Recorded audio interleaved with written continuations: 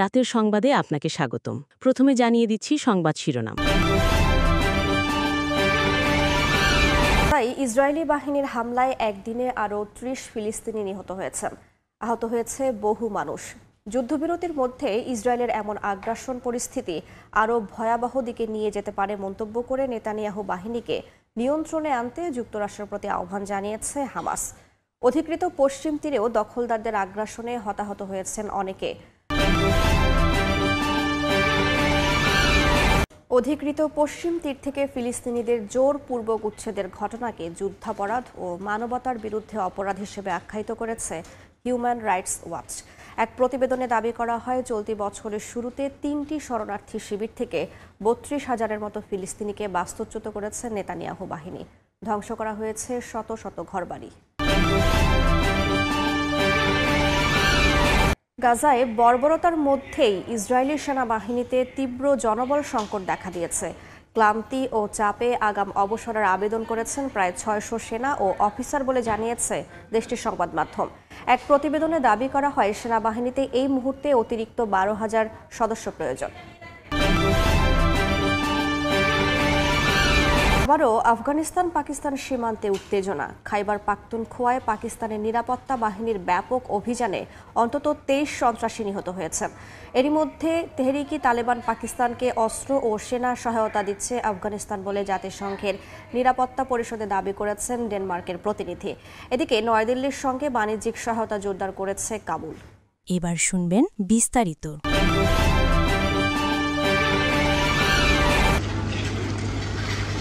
চলমান যুদ্ধবিরতির মধ্যেও গাজায় থেমে নেই ইসরায়েলি বর্বরতা। চুক্তি লঙ্ঘন করে গাজা সিটি, খান ইউনুস সহ উপত্যকার বিভিন্ন এলাকায় হামলা চালিয়ে যাচ্ছে নেতানিয়াহু বাহিনী। ১০ অক্টোবর যুক্তরাষ্ট্রের মধ্যস্থতায় যুদ্ধবিরতি কার্যকরের পর দখলদারদের হামলায় উপত্যকাটিতে একদিনে বহু ফিলিস্তিনি নিহতের ঘটনা ঘটেছে। আহত হয়েছেন অনেকে। এ ধরনের হামলা পরিস্থিতি আরও ভয়াবহ দিকে নিয়ে যেতে পারে মন্তব্য করে ইসরায়েলকে নিয়ন্ত্রণে আনতে যুক্তরাষ্ট্রের প্রতি আহ্বান জানিয়েছে ফিলিস্তিনের স্বাধীনতাকামী সংগঠন হামাস।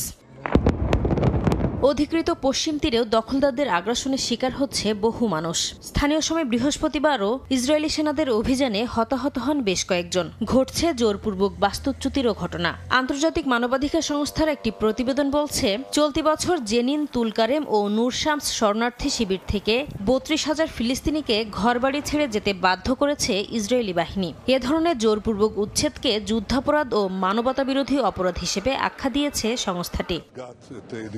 এদিকে গাজার ইয়েলো-লাইন এলাকায় তেল আবিবের ভূখণ্ডের দিকে তাক করা অবস্থায় একটি রকেট লঞ্চার জব্দের দাবি করেছে ইসরায়েলি সেনারা। এলাকাটিতে আরও একটি বড় অস্ত্রভান্ডার খুঁজে পাওয়ার দাবি করেছে তারা। গাজার গণমাধ্যম কার্যালয় জানিয়েছে, হামলার পাশাপাশি উপত্যকাটির পূর্বাঞ্চলে ইয়েলো-লাইনের সীমা ৩০০ মিটার বাড়িয়ে নতুন করে যুদ্ধবিরতি লঙ্ঘন করেছে ইসরায়েল। এক বিবৃতিতে গাজার গণমাধ্যম কার্যালয় জানিয়েছে, ট্যাঙ্ক সহ ইসরায়েলি সেনারা গাজা সিটির পূর্বাঞ্চলে অগ্রসর হচ্ছে। এমন পরিস্থিতিতে মধ্যস্থতাকারী ও নিশ্চয়তা দাতাদের নীরবতা আর গ্রহণযোগ্য নয় বলেও জানানো হয়েছে। এদিকে যুদ্ধবিরতির চুক্তি লঙ্ঘন করে গাজায় হামলার ঘটনায় নিন্দা জানিয়েছে কাতার। ইসরায়েলের এমন কর্মকাণ্ডে যুদ্ধবিরতি ভেস্তে যেতে পারে বলেও মন্তব্য করেছে দেশটি। এ ব্যাপারে আঞ্চলিক ও আন্তর্জাতিক প্রচেষ্টার মাধ্যমে এই যুদ্ধবিরতি কার্যকর রাখার আহ্বান জানিয়েছে দেশটির পররাষ্ট্র মন্ত্রণালয়।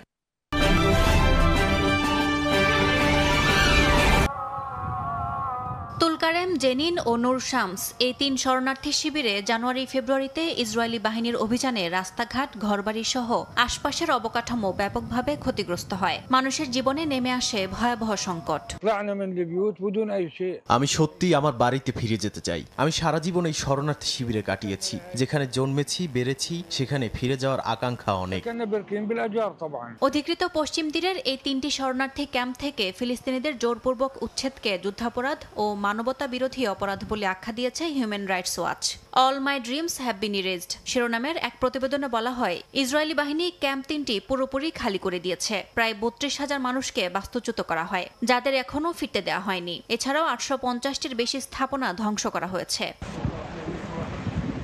উচ্ছেদের পর ফিলিস্তিনিরা আশ্রয় নিয়েছেন স্থানীয় মসজিদ, আত্মীয়দের ঘর বা স্কুলে। ইসরায়েল কোনো ধরনের আশ্রয়, খাবার বা চিকিৎসা সহায়তা দেয়নি বলেও অভিযোগ তাদের। ইসরায়েলি বাহিনীর দাবি, সন্ত্রাস দমনই ছিল তাদের লক্ষ্য। তবে গণ উচ্ছেদ বা ফিরে যেতে নিষেধাজ্ঞার কোনো ব্যাখ্যা দেয়নি তারা।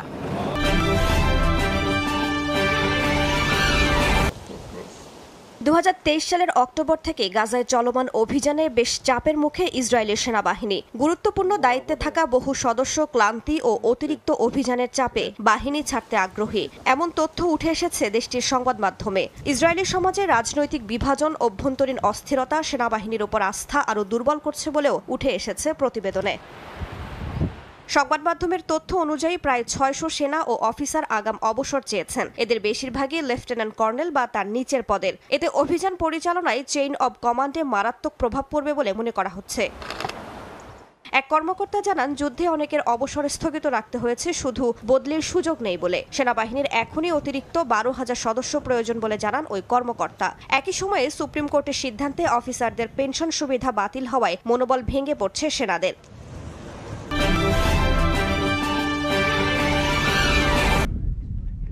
সম্প্রতি আফগানিস্তান ও ভারতের সঙ্গে পূর্ণমাত্রার যুদ্ধের শঙ্কা জানিয়েছেন পাকিস্তানের প্রতিরক্ষা মন্ত্রী খাজা আসিফ। তিনি হুঁশিয়ারি দিয়ে বলেন, সব ধরনের পরিস্থিতির জন্য প্রস্তুত আছে ইসলামাবাদ। এর মধ্যে পাকিস্তানের আফগান সীমান্তবর্তী খায়বার পাখতুনখোয়ায় নিরাপত্তা বাহিনীর ব্যাপক অভিযানে বেশ কয়েকজন জঙ্গি নিহত হয়েছেন। কুলগাম জেলায় টানা 2টি অভিযানে এসব জঙ্গিকে নির্মূল করা হয় বলে জানিয়েছে আইএসপিআর। সাম্প্রতিক দিনগুলোতে হামলা বাড়ায় অভিযান জোরদার করেছে ইসলামাবাদ। গেল কয়েক সপ্তাহে পাকিস্তানের বিভিন্ন অঞ্চলে নিরাপত্তা বাহিনীর সদস্য ও সরকারি কর্মকর্তাদের উপর হামলা বেড়েছে। পাকিস্তানের দাবি, এসব হামলার পেছনে তেহরিকি তালেবান পাকিস্তান নামের জঙ্গি গোষ্ঠীর সম্পৃক্ততা আছে। এবার জাতিসংঘের নিরাপত্তা পরিষদে ডেনমার্কের প্রতিনিধি সান্দ্রা জেনসেন জানিয়েছেন, টিটিপির প্রায় 6,000 যোদ্ধা রয়েছে। তিনি দাবি করেন, এই গোষ্ঠী তালেবান সরকারের কাছ থেকে অস্ত্র, সেনা সহ অন্যান্য সহায়তা পাচ্ছে। জেনসেন এও জানান, আফগানিস্তানের ভূখণ্ড ব্যবহার করেই পাকিস্তানে বহু হামলা চালিয়েছে টিটিপি। পাকিস্তানের সঙ্গে বাড়তে থাকা বৈরিতার মধ্যে বাণিজ্য ও বিনিয়োগের নতুন সম্ভাবনা তৈরিতে প্রথমবারের মতো 5 দিনের সফরে ভারতে গেছেন তালেবান সরকারের বাণিজ্য মন্ত্রী। ভারতের পররাষ্ট্রমন্ত্রী এস জয়শঙ্কর সামাজিক মাধ্যমে জানিয়েছেন, দ্বিপাক্ষিক বাণিজ্য ও বিনিয়োগ সম্পর্কের উন্নয়ন এ সফরের মূল লক্ষ্য।